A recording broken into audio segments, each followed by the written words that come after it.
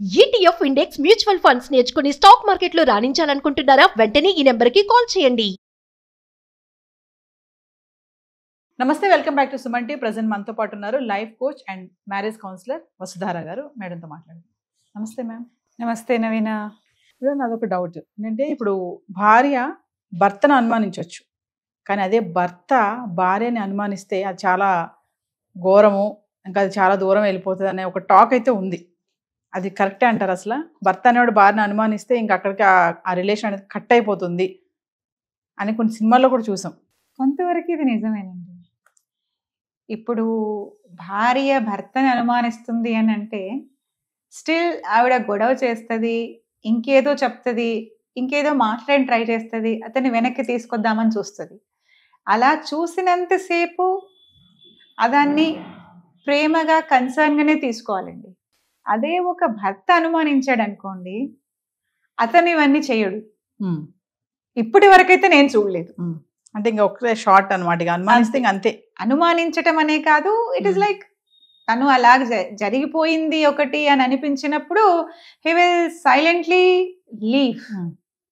తీసుకోలేడు.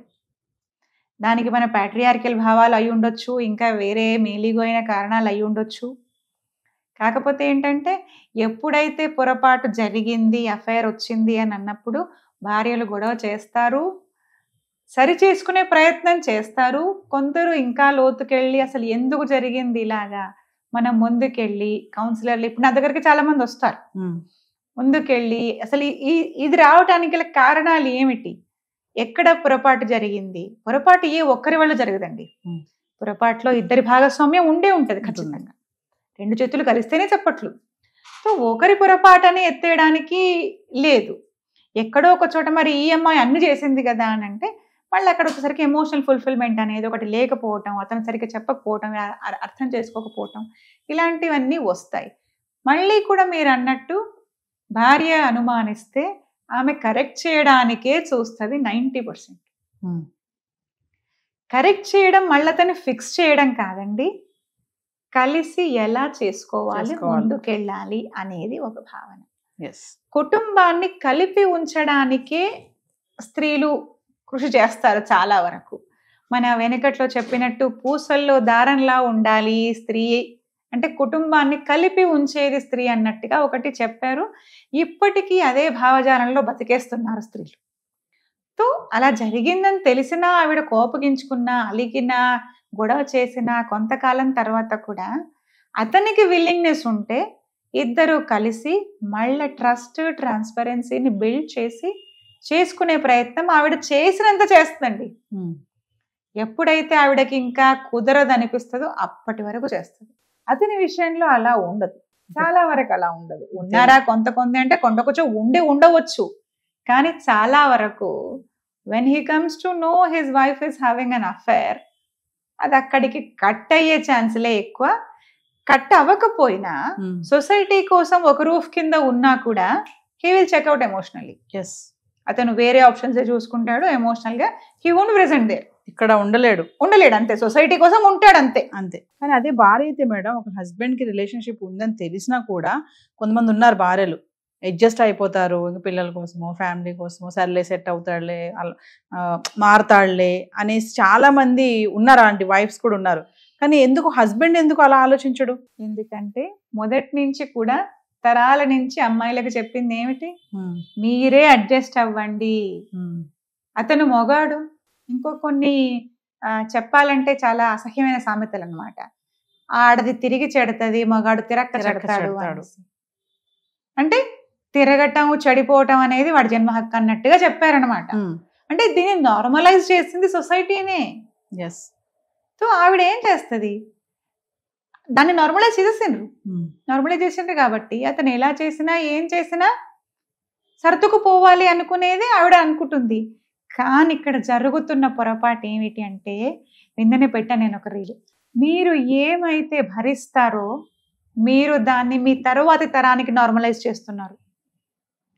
ఒకవేళ భర్త ఇలా అఫైర్లు చేస్తున్నాడు, అబ్యూస్ చేస్తున్నాడు, మీరు దాన్ని భరించి దాన్ని కంటిన్యూ చేయనిస్తే, అవకాశం ఇస్తే అతనికి, మీ కొడుక్కి మీరు ఇది నార్మల్ అని చెప్తున్నారు. మీ కూతురికి కూడా ఇదే మీరు నార్మల్ అని చెప్తున్నారు. అంటే ఆమెకు భరించమని చెప్తున్నారు, వాడికి ఏం చెప్తున్నారు మీరు? You are entitled to do all these nonsense అని చెప్తున్నారు. ఇక్కడ చూస్తే మేడం కొంచెం పలుకుబడి ఉన్న వాళ్ళు చాలా మంది ఈ ఎఫ్ఐఎస్ కానీ ఇలాంటి మెయింటైన్ చేస్తా ఉంటారు. ఈ విషయం భార్యకి తెలిసి ఇంట్లో మళ్ళీ ఆమెను బాగానే చూసుకుంటారు. అసలు సూపర్ అనమాట, మామూలుగా కాదు. బంగారం విషయంలో కానీ ఇంట్లో వస్తువుల విషయంలో కానీ మంచి హైఫై పైన పెడతాడు ఆమెని. కానీ హీజ్ ఆన్ అఫైర్, అది మాకు తెలుసు. అంటే తెచ్చి అన్ని ఇస్తున్నాడు కదా, పర్వాలేదు అని అడ్జస్ట్ అయిపోయే వాళ్ళు కూడా ఉంటారు. ఏదో వెళ్తే వెళ్ళని ఎక్కడికైనా పోనీ, నాకు అన్ని చేస్తున్నాడు కదా, నాకేం తక్కువ చేస్తున్నాడు అనుకునే వాళ్ళు ఉంటారు. ఇంకో కేటగిరీ ఏంటంటే సర్లే మారి వస్తాడు, ఇందాక నేను అన్నట్టుగా మారి వస్తాడు అనే కేటగిరీ కూడా ఉంటారు.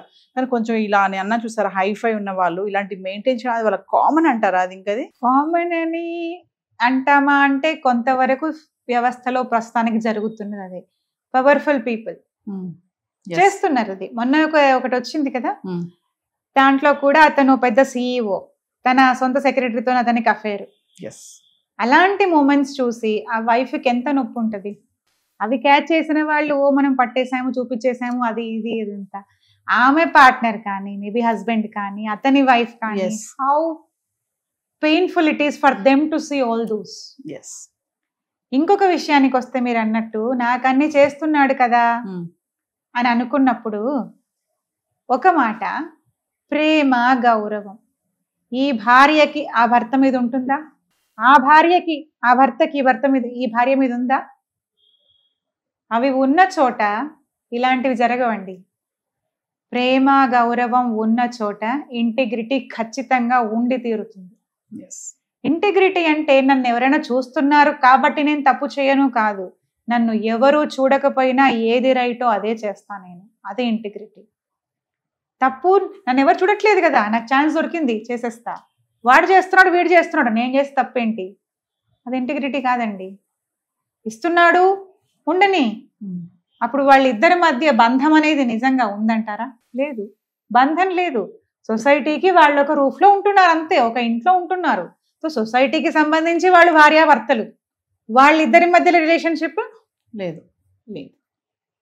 ఇంకా జరుగుతున్న పొరపాటు ఏమిటి అని అంటే, వీళ్ళు ఇలా ఉంటే ఇది ఒక డిస్ఫంక్షనల్ ఫ్యామిలీ, ఇది ప్యాటర్న్, ఇది కొనసాగుతుంది, ఆ తర్వాత తరాలు కూడా కొనసాగుతుంది. ఇంతకుముందు నేను చెప్పినట్టు ఆవిడ ఊరుకుంటే ఊరుకోవడమే కరెక్ట్ ఏమో ఆవిడ కూతురు నేర్చుకుంటుంది, ఇలా చేయడం కరెక్టేనేమో కొడుకు నేర్చుకుంటాడు. వాళ్ళకి ఎవరు విలువలు, ఎథిక్స్, ఇంటిగ్రిటీ నేర్పించాల్సింది? మాత ప్రథమ గురువు, ఎవరు చెప్పాలి?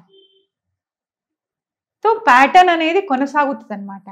ఇంతమంది బిట్రేయల్సే కానీ, అఫైర్సే కానీ, జబ్బులు ఉంటాయి కదా, అలా జబ్బుల వలె ఫ్యామిలీ జనరేషన్ టు జనరేషన్ కొనసాగుతాయి. ఎట్లయితే డిఎన్ఏలో షుగర్లు, బీపీలు, డయాబెటిక్ ఇలాంటివి కొనసాగుతుంటాయి ఒక డిఎన్ఏలో, అలాగా ఇదొక ప్యాటర్న్, జనరేషనల్ ట్రామా అంటారు దీన్ని. ఎవరో ఒకరు రావాలి, ఆ చైన్ బ్రేక్ చేయాలి. అప్పటి వరకు దాన్ని నార్మలైజ్ చేసుకుంటూ పోతుంటారు కదా, చూస్తున్నది అదే, సో అదే నార్మలైజ్ అయిపోతుంది, పిల్లలు అదే నేర్చుకుంటారు. Thank you ma'am.